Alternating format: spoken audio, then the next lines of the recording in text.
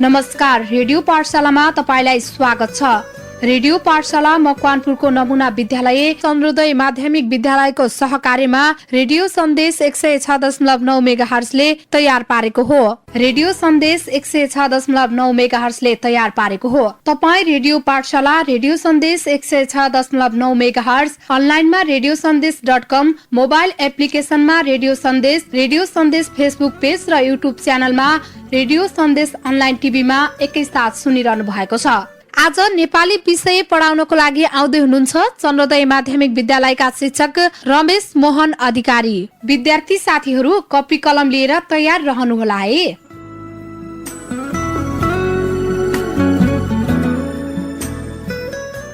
प्रिय भाइ बहिनीहरू, आज म कक्षा 10 को पहिलो पाठ जन्मभूमिको अभ्यासतर्फ लाग्दैछु। आजका उद्देश्यहरू छन् शब्दसँग व्याख्या, यसमा परिचय, ध्यान दिनुपर्ने कुरा र नमुना उत्तर। अर्को उद्देश्य छ धातु। धातुमा आज हामी परिचय प्रकार र उदाहरणका एउटा प्रकारको कुरा गर्छौं। अब म आफ्नो पाठको सिलसिला सुरु गर्छु। भाइ बहिनीहरू सबैले ध्यान दिएर सुन्नुहोला, किताब खुला राख्नुहोला र पाठमा पढेका कुराहरू मनन गर्नुहोला। शब्दसँग व्याख्या, यसमा म शब्दसँग व्याख्याको परिचय के हो भन्ने कुरा गर्छु सबभन्दा पहिले। त्यसपछि शब्दसँग व्याख्या लेख्दाखेरि के कुरामा ख्याल गर्नुपर्छ भन्ने कुरा गर्छु र शब्दसँग व्याख्या कसरी लेख्न सकिन्छ भन्ने कुरा। शब्दसँग व्याख्या परिचय। स भनेको सहित वा समेत हो। प्रसंग भनेको सन्दर्भ हो। व्याख्या भनेको बयान वा वर्णन हो। शब्दसँग व्याख्या भनेको पाठका घटना, विषय तथा सन्दर्भसित जोडेर गरिने व्याख्या हो। शब्दसँग व्याख्याका 3 चरण हुन्छन्। क. सन्दर्भ। यो शब्दसँग व्याख्याको पहिलो चरण हो। यस चरणमा लेखक, कवि, कथाकार, रचनाकारको नाम, रचनाको शीर्षक र सो भनाई अर्थात् प्रश्नमा भनेको भनाई, कसले कसलाई किन भनेको हो भन्ने कुराको उत्तर दिइन्छ र पहिलो अनुच्छेदको अन्त्यमा वा पहिलो सन्दर्भ पहिलो खण्डको अन्त्यमा माथि दिएका पंक्तिहरूको सन्देश संक्षिप्त रूपमा प्रस्तुत गरिन्छ। भाइ बहिनीहरू, अब शब्दसँग व्याख्याको दोस्रो खण्डतिर हामी जान्छौं। ख. व्याख्या। यो शब्दसँग व्याख्याको दोस्रो चरण वा खुड्किलो हो। यस चरणमा पाठको सन्दर्भसँग जोडेर प्रश्नमा दिएका पंक्तिहरूको व्याख्या गरिन्छ। व्याख्या सुरु गर्दा स्वतन्त्र व्याख्याको तरिका अपनाउन सकिन्छ, तर पाठको प्रसंग वा सन्दर्भबाट पुष्टि गर्नु चाहिँ पर्छ। ग. निष्कर्ष। यो शब्दसँग व्याख्याको तेस्रो अर्थात् अन्तिम चरण हो। यस चरणमा एकातिर माथि लेखिएका कुराहरूको निचोड प्रस्तुत गरिन्छ भने अर्कातिर दिएका पंक्तिहरूको आडमा सिंगो पाठले दिने सन्देश दिन सकिन्छ। कविता वा गीत विधाको रचना भए सो रचनाको छन्द तथा लयका बारेमा यस भागको सिरानतिर दिन सकिन्छ। शब्दसँग व्याख्याका यी 3 चरणलाई छुट्टा छुट्टै 3 अनुच्छेदमा विभाजन गरी लेखाइलाई सुन्दर, चिटिक्क र प्रभावपूर्ण रूपमा प्रस्तुत गर्न सक्नु शब्दसँग व्याख्याको विशिष्टता हो। भाइ बहिनीहरू, मैले शब्दसँग व्याख्या के हो, यसलाई कसरी विभाजित गर्नुपर्छ र यसका अनुच्छेदहरू कसरी छुट्याइन्छ भन्ने कुरा गरे। कहिलेकाहीँ लेख्दा लेख्दै लामो पनि हुन सक्छ। हुन चाहिँ शब्दसँग व्याख्या 3 अनुच्छेदमा लेख्दा पुग्छ। जाँचको दृष्टिकोणले पनि हामीले त्यही नै सोच्नुपर्छ। तर कहिलेकाहीँ लेख्दा लेख्दै लामो भइहालेछ भने बिचको भाग चाहिँ 2 अनुच्छेदको हुन सक्छ, अर्थात् त्यस्तो अवस्थामा 4 अनुच्छेदको पनि हुन सक्छ। तर भाइ बहिनीहरूले सकेसम्म 3 अनुच्छेदमा नै शब्दसँग व्याख्या टुङ्ग्याउने बानी गरेको राम्रो हुन्छ। भाइ बहिनीहरू, अब म एउटा प्रश्न सुनाउँछु यो शब्दसँग व्याख्याको र एउटा नमुना उत्तर म भन्ने प्रयत्न गर्छु। प्रश्न. मेरो विचारमा जननी र जन्मभूमि स्वर्ग भन्दा पनि महान छन्। यसको उत्तर यस्तो हुन सक्छ, तर यो उत्तर यस्तै ठ्याक्कै यस्तै हुनुपर्छ भन्ने कुरा होइन। यो एउटा नमुना हो, यस्तै अरू किसिमले पनि गर्न सकिन्छ भन्ने कुरा हो। प्रस्तुत पंक्ति हाम्रो पाठ्यपुस्तक अनिवार्य नेपालीबाट साभार गरिएको हो। यस कथाको लेखन यस पुस्तकका लेखकहरूको समूहले गरेको हो। उद्धृत पंक्ति यस कथाका नायक रामचन्द्रले आफ्ना भाइ लक्ष्मणलाई सम्झाउने क्रममा व्यक्त भएको हो। यस पंक्तिले आफूलाई जन्माउने आमा र जन्मभूमिको महत्ता प्रस्तुत गरेको छ। यो पहिलो अनुच्छेद भयो। दोस्रो अनुच्छेद. कुनै पनि बाल बालिकाको जन्म तथा पालन पोषणमा आमाको अद्वितीय भूमिका हुन्छ। 9 महिना भन्दा बढी गर्भमा राख्नु, गर्भस्थ शिशुको पोषण आफैबाट गर्नु, प्राण त्याग गर्न तयार भएर पनि शिशुलाई जन्म दिनु, जन्मेपछि पनि आहार, स्वास्थ्य, नैतिक तथा चारित्रिक विकासमा ध्यान दिनु तथा योग्य सन्तानको रूपमा विकास गर्नु कुनै पनि आमाका नितान्त वैयक्तिक अनुभूति र त्यागका कुराहरू हुन्। यसै गरी जन्मेको शिशुलाई आश्रय दिनु, पढ्ने लेख्ने वातावरण तयार गर्नु, रोजगारीको प्रबन्ध गर्नु जन्मभूमिका कर्तव्य र त्याग हुन्। यसरी जननी र जन्मभूमिले कुनै पनि सन्तान तथा नागरिकका लागि र अझ तिनको जीवनकै लागि महत्वपूर्ण भूमिका निर्वाह गरेका हुन्छन्। त्यसैले ती दुवै प्रति सन्तान तथा नागरिकको कर्तव्य पनि हुन्छ। भाइ लक्ष्मणले दाजु रामचन्द्रलाई वैभवशाली, सुन्दर र विकसित लङ्काको राजा बन्न अनुरोध गर्दा रामचन्द्रले बडो भावुक भएर सठिक उत्तर दिएका छन्। उनको भनाइको आशय कोही कुनै कार्यका सिलसिलामा आफ्नो देश छोडी अन्यत्र गए पनि वा जानु परे पनि जन्मभूमिलाई चटक्क बिर्सनु हुँदैन। विदेशलाई नै आफ्नो भूमि ठान्ने, विदेशी संस्कृति अपनाउने र उतै रमाउने गर्न हुँदैन भन्ने हो। हरेक सन्तान तथा नागरिकले आफ्नी आमा र जन्मभूमिले आफूप्रति गरेको त्याग तथा योगदानलाई कसै गरी पनि बिर्सन हुन्न। आफ्नी आमा र आफू जन्मेको मुलुकलाई बिर्सनु भनेको कृतज्ञता हो, मातृद्रोह तथा देशद्रोह हो। यसभन्दा ठूलो घात र बेइमानीहरूको हुन सक्दैन। यसर्थ हरेक व्यक्तिले रामचन्द्र झैं आमा र देशप्रति कृतज्ञ भई यिनको सम्मान गर्नुपर्छ, सेवा गर्नुपर्छ र यी प्रति योगदान गर्न तत्पर रहनुपर्छ। यो नै असल सन्तान र असल नागरिक हुनुको प्रमाण हो। यो नै यस पंक्तिको आशय, निष्कर्ष र आह्वान पनि हो। भाइ बहिनीहरू, मैले एउटा सप्रसँग व्याख्याको नमुना सुनाए। भाइ बहिनीहरूले ध्यान दिएर सुन्यो र तिमीहरूले अब यस पाठका विभिन्न सप्रसँग व्याख्याहरूलाई लेख्न सक्छौ भन्ने मलाई लाग्छ। भाइ बहिनीहरू, अब म अर्को सन्दर्भमा जानेछु। अर्को सन्दर्भ भनेको धातुको सन्दर्भ हो। यो धातु भनेर तिमीहरूले पहिले पनि कहिले कहिले सुनेका होला। 6 कक्षामा पनि धातु पढाइ हुन्छ, अर्थात् धातुको पढाइ 6 कक्षादेखि नै हुन्छ। यो धातु भनेर खास गरी हामीले व्याकरणको धातुको कुरा गर्छौं। अरू धातुहरू पनि हुन्छन् जसलाई हामीले अंग्रेजीमा मेटल भन्छौं र त्यस्ता धातुहरू फलाम जस्ता, पित्तल, तामा, चाँदी इत्यादि, सुन, यिनीहरूलाई पनि धातु नै भनिन्छ। अनि तर अहिले मैले कुरा गर्न लागेको धातु ती कुराहरू होइन। द्रव्यवाचक नाम अन्तर्गत आउने धातुहरूको कुरा मैले अहिले गर्न खोजेको होइन। भाइ बहिनीहरू, मैले अहिले व्याकरणको धातुको कुरा गरिरहेको छु। यो धातु चाहिँ व्याकरणको एउटा आधारभूत कुरा हो। कुनै पनि क्रिया बन्नको लागि वा कुनै पनि क्रियापद बन्नको लागि धातुको आवश्यकता पर्दछ। अर्थात् धातुलाई यसरी परिभाषित गर्न चाहिन्छ, क्रियापदको मूल रूप धातु हो। धातु चिन्ने तरिका भनेर एउटा तरिका यहाँ भन्न लागेको छु। ध्यान दिएर सुन भाइ बहिनीहरू। नु लागेका शब्दबाट नु झिक्ता बाँकी रहेको भाग नै धातु हो। यस्ता नु लागेका शब्द छनौट गर्दा नु हटाए पनि अर्थ लाग्ने शब्द मात्र छनौट गर्नुपर्छ। जस्तै उठ्नु, धुनु, खानु, जानु, फर्कनु, खेल्नु, सुत्नु आदि शब्दबाट नु झिक्ता, उठ, धु, खा, जा, फर्क, खेल, सुत जस्ता अंशहरू बाँकी रहन्छन्। ती बाँकी रहेका भाग नै धातु हुन्। भाइ बहिनीहरू, अब म तिमीहरूलाई 1-2 प्रश्न सोध्छु अनि त्यसपछि फेरि म बाँकी कुराहरू गर्छु। मैले जसरी उठ्नु, धुनु, खानु, जानु, फर्कनु, खेल्नु, सुत्नु आदि शब्द भने त्यसै गरी तिमीहरूले पनि केही शब्दहरू भन्नुपर्ने हुन्छ। अनि जसरी मैले उठ, धु, खा, जा, फर्क, खेल, सुत जस्ता अंशहरूलाई धातु भनेको छु, त्यसरी तिमीहरूले त्यस्तै शब्दलाई धातु भन्नुपर्ने हुन्छ। तर तिमीहरूले भन्दाखेरि मैले यहाँ उदाहरणमा भनेका शब्दहरू भन्न मिल्दैन है। ल अब कसले भन्छौ? कसले भन्ने? सन्देशले? ल भन है। 5वटा धातु भन त। हो, ठिक भन्यो सन्देश, धन्यवाद। तिमीले ख्याल गरेर सुनेका रहेछौ, तिमीले ध्यान दिएर सुनेका रहेछौ। यहाँ भने जस्तै अरू थुप्रै धातुहरू हुन्छन्, 100औं धातुहरू हुन्छन्। अनि यस्ता धातुहरू चाहिँ 3 प्रकारका हुन्छन्। ती 3 प्रकारलाई यसरी भन्न सकिन्छ। एउटा सामान्य धातु, अर्को नाम धातु, अर्को प्रेरणार्थक धातु। अहिले चाहिँ म खास गरी सामान्य धातुको कुरा गर्दैछु। भाइ बहिनीहरू, यो सामान्य धातुको कुरा ध्यान दिएर सुन है त। सामान्य प्रकारका धातु नै सामान्य धातु हुन्। यिनबाट सरल खालका क्रियापदहरू बन्दछन्। माथिकै उदाहरणहरू लिऔं है। उठ, अब उठ धातुबाट यस्ता खालका क्रियापदहरू बन्न सक्छन्। तर मैले जति उदाहरण दिन्छु त्यति मात्रै चाहिँ होइन, त्यो कुरा अलिक पछाडि आउँछ। एउटा धातुको एउटा कालको एउटा पक्षमा कम्तीमा मैले भने जति धातुहरू हुन्छन्, क्रियापदहरू बन्छन्। जस्तै उठ धातुबाट उठ्छु, उठ्छौ, उठ्छस्, उठ्छेस, उठ्छौ, उठ्छ्यौ, उठ्छ, उठ्छे, उठ्छन्, उठ्छिन्, उठ्नुहुन्छ आदि। भाइ बहिनीहरू बुझिराखेका होला, नबुझेको भए सोध है त।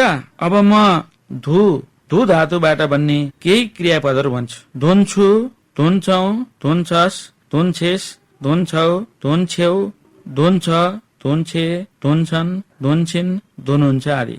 यसै गरी खा धातुका केही क्रियापदहरू म भन्दैछु। खान्छु, खान्छौ, खान्छस्, खान्छेस, खान्छौ, खान्छेउ, खान्छ, खान्छे, खान्छौ, खान्छेउ, खान्छन्, खान्छिन्, खानुहुन्छ आदि। भाइ बहिनीहरू यो खा धातु भन्दाखेरि अलिकति खा धातुका क्रियापदहरू भन्दाखेरि अलिकति झुक्किएको छ। म एकचोटि फेरि भन्छु। खान्छु, खान्छौ, खान्छस्, खान्छेस, खान्छौ, खान्छेउ, खान्छ, खान्छे, खान्छन्, खान्छिन्, खानुहुन्छ आदि। अब म यिनै मैले भनेका क्रियापदहरूका बारेमा केही कुरा भन्छु। त्यसपछि भाइ बहिनीहरूले पनि केही कुरा भन्नुपर्ने हुन्छ है। माथि दिएका उदाहरण अर्थात् मैले अघि भनेका उदाहरण आंशिक मात्र हुन्। यी उदाहरणहरू सामान्य वर्तमान कालका मात्र हुन्। एउटै धातुबाट बन्ने क्रियापदका तीनवटै कालका 11 पक्षका कम्तीमा 121 वटा उदाहरणहरू हुन्छन्। यो कम्तीमा 121 भनेको किन भनेको कतिपय कालको कतिपय पक्षमा वा कुनै कालका कुनै पक्षमा पुल्लिङ्गी स्त्रीलिङ्गी छुट्टिने शब्दहरू हुँदैन भने, पुल्लिङ्गी स्त्रीलिङ्गी छुट्टिने क्रियापद हुँदैन भने कुनैमा हुन्छ। जस्तो मैले म भनेर प्रयोग गर्दाखेरि कतिपयमा हुँदैन, कतिपय हुन्छ। म विद्यार्थी हुँ भन्दाखेरि हुँदैन। मैले खाना खाएकी छु भन्दाखेरि खाएको छु, खाएकी छु भन्दाखेरि त्यहाँनिर लिङ्ग भेद पनि हुन्छ। त्यसले गर्दाखेरि 121 कम्तीमा 121 भनेको र मैले यहाँ दिएका उदाहरणहरू नमुनाका लागि मात्र हुन् र यी उदाहरणहरूबाट वाक्यहरू बनाउँदाखेरि चाहिँ यहाँ भएका क्रियापदहरू भन्दा निकै बढी वाक्यहरू बन्न सक्छ। जस्तै ऊ खाना खान्छ, ऊ खाना खान्छे को बहुवचन बनाउँदाखेरि उनीहरू खाना खान्छन् हुन्छ। त्यो त हामीले यहाँ क्रियापदबाट मात्र भन्न सक्दैनौँ, वाक्यमा प्रयोग भएपछि मात्र त्यो थाहा हुन्छ। हो, यसरी एउटै क्रियापदको 121 वटा उदाहरण हुन सक्छ कम्तीमा। अनि त्यो नेपाली भाषाको कुरा गरेपछि मैले फेरि अरू भाषाहरूमा विभिन्न हुन्छन्। अब अरू कुरा गरेपछि म ध्यान दिएर सुनाए त। अहिले भर्खरै लेखिएका उठ, धु र खा धातुका मात्र कम्तीमा 363 वटा उदाहरण हुन सक्छन्। नेपाली भाषामा सामान्य धातु नै 100औं छन्। 3 बाट बन्न सक्ने क्रियापद 10औं हजार हुन्छन्। यसरी सामान्य धातु सामान्य देखिँदै पनि कति समर्थ छन् भन्ने कुरा पक्कै थाहा पाइयो। भाइ बहिनीहरू अब म अघि मैले भनेका धातुहरू मध्ये र अघि मैले बनाएका क्रियापदहरू मध्येबाट उठ धातुबाट बन्ने वर्तमान कालका क्रियापदहरू, वर्तमान कालको पनि सामान्य पक्षका क्रियापद प्रयोग गरेर केही वाक्यहरू भन्दैछु। ध्यान दिएर सुन र बुझ्ने प्रयत्न गर। नबुझ्यो भने तिमीहरूले मलाई सोध्न सक्छौ है त। मैले सुरु गरेँ है त। म बिहान सबेरै उठ्छु, हामी बिहान सबेरै उठ्छौ, त बिहान सबेरै उठ्छस्, त बिहान सबेरै उठ्छेस, तिमी बिहान सबेरै उठ्छौ, तिमी बिहान सबेरै उठ्छौ, तिमीहरू बिहान सबेरै उठ्छौ, तपाईँ बिहान सबेरै उठ्नुहुन्छ, तपाईहरू बिहान सबेरै उठ्नुहुन्छ, हजुर बिहान सबेरै उठ्नुहुन्छ, हजुरहरू बिहान सबेरै उठ्नुहुन्छ, हजुर बिहान सबेरै उठी बस्छन्छ, हजुरहरू बिहान सबेरै उठी बस्छन्छ। अझ यहाँनिर एउटा खालको वाक्यलाई प्रयोग गरिएको छैन। देशमा राजतन्त्र हुँदाखेरि प्रयोग गरिने वाक्य यहाँ राखिएको छैन, किनभने देशमा गणतन्त्र छ। अब भाइ बहिनीहरूले धातुबाट क्रियापद बन्न सक्छ र क्रियापदबाट धेरै वाक्यहरू बन्न सक्छन्। अर्थात् क्रियापदलाई प्रयोग गरेर धेरै वाक्यहरू बन्न सक्छन् भन्ने कुरा थाहा पायौ। तिमीहरूले पनि त्यसरी नै गर्नुपर्ने हुन्छ।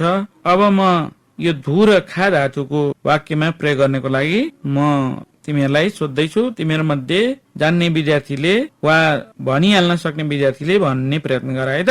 धु धातुबाट एउटा वाक्य प्रथम पुरुषको एउटा वाक्य बनाउ त। कसले भन्न लागेको? आसमानले हो। ल भन। हो, ठिक भन्यो। जसरी म बिहान सबेरै उठ्छु हुन्छ, त्यसै गरी म बिहान सबेरै मुख धुन्छु पनि हुन्छ। हो, यसै गरी एक थरी कुरा बुझेपछि हामीले अर्का थरी वाक्यहरू पनि बनाउन सक्नुपर्छ। एक थरी क्रियापद बुझेपछि हामीले अर्का थरी क्रियापदहरू पनि बनाउन सक्नुपर्छ। एक थरी धातुहरू बुझेपछि हामीले अर्का थरी धातुहरू पनि बनाउन सक्नुपर्छ। त्यो नै हाम्रो सामर्थ्य हो। हामीले कुनै कुरा सुन्यौं र त्यसलाई हामीले मनन गरेनौं भने, वा हामीले कुनै कुरा सुन्यौं र हामीले आफ्नो मस्तिष्कमा राखेनौं भने, वा हामीले कुनै कुरा धैर्य गरेर सुनेनौं भने, वा सुनेका कुरा बिर्स्यौं भने, वा एक कानले सुनेर अर्का कानले उडाइदियौं भने हामीले पढ्नुको अर्थ हुँदैन। हामी विद्यार्थी हुनुको अर्थ पनि हुँदैन। विद्यार्थी भनेको त विद्या आर्जन गर्ने हो। त्यस कारणले तिमीहरूले यी कुराहरूलाई मनन गरेका। अब म फेरि अर्को धातुबाट क्रियापद बनाएर वाक्यमा प्रयोग गर्न मान्छु है त। यहाँ मैले अघि भनेका उठ, हो, खा भन्दा बाहेकका क्रियापद प्रयोग गरेर तिमीहरूले ती क्रियापदहरू भन्नुपर्ने हुन्छ। ती धातुबाट क्रियापद भन्नुपर्ने हुन्छ। र मैले अहिले तिमीहरूलाई यो जा भन्ने धातु प्रश्नको रूपमा दिएँ। जा धातुबाट बन्ने क्रियापदहरू के हुन सक्छन्? सामान्य वर्तमान कालका क्रियापदहरू के हुन सक्छन्? ल ठिकै छ सुजन, तिमीले भनेको ठिक हो। र तिमीहरूले यसरी बुझेर, चाँडै बुझेर अनि फेरि त्यसको प्रतिक्रिया दिँदाखेरि मलाई साह्रै खुसी लाग्छ। हामीले जसरी उठ, धो, खा भन्ने धातुलाई क्रियापदमा बदल्यौं, त्यसै गरी हामीले जा धातुलाई पनि क्रियापदमा बदलिन सक्छौं। जस्तै अघि सुजनले भनिसके तैपनि म के दोहोऱ्याउँछु। खान्छु भने जस्तै जान्छु, जान्छौ, जान्छस्, जान्छेस, जान्छौ, जान्छेउ, जान्छ, जान्छे, जान्छन्, जान्छिन्, जानुहुन्छ आदि हो। यसै गरी यहाँ भएका अरू मैले माथि भनेका अरू धातुहरूबाट पनि त्यस्तै गर्न सक्छ। जस्तै फर्क, फर्क भन्ने धातु छ। फर्कन्छु, फर्कन्छौ, फर्कन्छस्, फर्कन्छेस, फर्कन्छौ, फर्कन्छेउ, फर्कन्छ, फर्कन्छे, फर्कन्छन्, फर्किन्छन्, फर्कन्छिन्, फर्कनुहुन्छ आदि। वैसै गरी अब फेरि अन्तिममा म सोध्छु है त, म अर्को एउटा भनेर फेरि प्रश्न सोध्छु। खेलबाट त्यसरी खेल्छु, खेल्छौ, खेल्छस्, खेल्छेस, खेल्छौ, खेल्छेउ, खेल्छ, खेल्छे, खेल्छन्, खेल्छिन्, खेल्नुहुन्छ आदि। भाइ बहिनीहरू, एउटै धातुबाट पनि यति धेरै क्रियापद बन्छन्। ती पनि एउटै पक्ष, एउटै कालको एउटै पक्षमा यति धेरै क्रियापद बन्छन्। अनि एउटा धातुको विभिन्न काल, विभिन्न पक्षमा गरी कम्तीमा 121 वटा उदाहरणहरू, 121 वटा क्रियापदहरू बन्न सक्छन्। अनि 121 वटै वाक्यहरू पनि बन्न सक्छन्। र अहिले हामीले पढेका 6 वटा धातु, पढेका भन्नाले हामीले छलफल गरेका 6 वटा धातुबाट 121 को दरले कति धातु हुने बेत? अनि ती धातुहरूलाई क्रियापदमा बदलिँदाखेरि, ती धातुहरूलाई 6 वटा धातुहरूलाई क्रियापदमा बदलिँदाखेरि 121 वटाको दरले 121 ले गुणन गर्नुपर्ने हुन्छ। अनि फेरि त्यति नै वाक्य पनि हामी बनाउन सक्छौं। अनि अहिले आज हामीले छलफल गरेकोमा एउटा अझ बाँकी छ र म तिमीहरूलाई सोध्छु भनेर मैले बाँकी राखेको छु। र त्यो समेत गरी झन्नै 1000, आज हामीले कुरा गरेकै विषयमा 1000 वटा क्रियापद, 1000 वटा वाक्य बन्न सक्छ। हामीसँग त्यति सामर्थ्य छ। हामीले आफ्नो सामर्थ्यको प्रयोग गर्दैनौँ। हामीले दिनभरिमा धेरै वाक्यहरू बोलिसक्छौँ, तर ती वाक्यहरू हामीले बोल्यौँ भन्ने हामी ख्याल गर्दैनौँ। वाक्य प्रयोग गर्न दिँदाखेरि विद्यार्थीहरूलाई गाह्रो हुन्छ। किन? अलिक गहिरिएर नसोचेर हो। जुन खालका वाक्यहरू हामीले बोलिरहेका छौँ त्यस्ता वाक्यहरू हामीले कयौं बोलिसक्छौँ। दिनमा नै 100 वाक्यहरू, 1000औं वाक्य बोलिसक्छौँ, तर पनि फेरि लेख्नु पर्यो भने हामीलाई गाह्रो पर्छ। त्यसको कारण हो हामीले ती कुराहरूलाई गहिरिएर नहेरेर, गहिरिएर नसुनेर, गहिरिएर ख्याल नगरेर हो। हामीसँग ती कुराहरू गर्न सक्ने क्षमता छ, हामी ती क्षमताहरूको प्रयोग गरौँ। भाइ बहिनीहरू, अब यो सुत धातुको क्रियापद, सुत धातुबाट बन्ने क्रियापदहरू, सुत धातुबाट बन्ने सामान्य वर्तमान कालको सामान्य पक्षका क्रियापदहरू भन्नुहोस् त। ल ठिकै छ, धन्यवाद। यो सुत धातुबाट पनि अघि हामीले भनेको जस्तै सुत्छु, सुत्छौ, सुत्छस्, सुत्छेस, सुत्छौ, सुत्छ्यौ, सुत्छ, सुत्छे, सुत्छन्, सुत्छिन्, सुत्नुहुन्छ जस्ता क्रियापदहरू बन्छन् र अघि हामीले भनेकै जस्ता वाक्यहरू पनि बन्न सक्छन्। भाइ बहिनीहरू, अब हामी आजको पाठको अन्तिमतिर छौं र तिमीलाई मैले पाठ दिनु पनि छ। म एक दुईवटा कुरा भन्छु, त्यसपछि प्रश्न भन्छु। ती प्रश्नहरू टिप्ने अनि गृह कार्यको रूपमा गरेर लिएर आउने है, हुन्छ नि? ल, जतिवटा क्रियापद बन्छन् त्यतिवटै वाक्य बन्नेछन्। त्यसो हुनाले सामान्य धातुका आधारमा 10,000 वाक्य समेत बन्न सक्छन्। आज हामीले पढेको कुराको निष्कर्ष यही छ भाइ बहिनीहरू। अब प्रश्न टिप्ने पालो। प्रश्न आफ्नो उत्तर पुस्तिकामा प्रश्न लेख, सारा मैले भनेको सुनेर लेख र भोलि गरेर लिएर आऊ है। जा, खेल, फर्क, सुत धातुहरूको प्रयोग गरी यिनका कम्तीमा 44वटा क्रियापद प्रयोग गर्नुहोस्। अब अर्को प्रश्न, यी धातुबाट बनेका क्रियापदहरूबाट कम्तीमा 44वटा वाक्य बनाउनुहोस्। भाइ बहिनीहरू, आज मैले सप्रसङ्ग व्याख्या भनेको के हो भनेर त्यसको परिचय दिँदै सप्रसङ्ग व्याख्या गर्ने चरणहरूको कुरा गरेँ र एउटा सप्रसङ्ग व्याख्याको नमुना पनि मैले सुनाएँ। अनि त्यसपछि मैले धातुको कुरा गरेँ, धातुको परिचय दिएँ र सामान्य धातुका केही उदाहरणहरू प्रस्तुत गरेँ। तिमीहरूले पनि ध्यानपूर्वक सुनेका छौ र तिमीहरू मध्ये कतिपय विद्यार्थीहरूले उत्तर दियो। मलाई साह्रै खुसी लाग्यो। सन्देश, सुजन, आसमा, तिनैजनालाई धन्यवाद दिन्छु र अरू विद्यार्थीहरूलाई पनि भन्न मन लागेको थियो होला, मैले सोध्न भ्याइनँ। त्यसमा चित्त नदुखाउनु, फेरि अर्को दिन फेरि सोधिनेछ।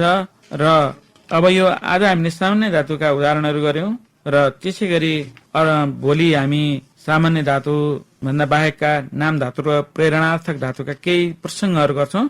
अनि हाम्रो फेरि दोस्रो पाठ सुरु हुन्छ। भाइ बहिनीहरू, आजलाई बिदा मागौँ है। धन्यवाद, नमस्कार। हस्त विद्यार्थी श्रोता, आजलाई रेडियो पाठशाला यति नै। रेडियो सुनेर साथ दिनु भएकोमा तपाईँ सम्पूर्णलाई धेरै धेरै धन्यवाद। भोलि फेरि रेडियो पाठशालाको साथमा उपस्थित हुनेछौं। रेडियो पाठशाला तयार गर्न सहयोग गर्नुहुने विद्यालयका शिक्षक रमेश मोहन अधिकारी सरलाई धन्यवाद र रेडियो सन्देश 106.9 मेगाहर्ज का प्रविधिबाट सहयोग गर्नुहुने प्राविधिक साथी सुरेश गुरुङलाई धन्यवाद दिँदै आजको कार्यक्रमबाट सम्पूर्ण पाठशाला टिम बिदा हुन्छौं। नमस्कार।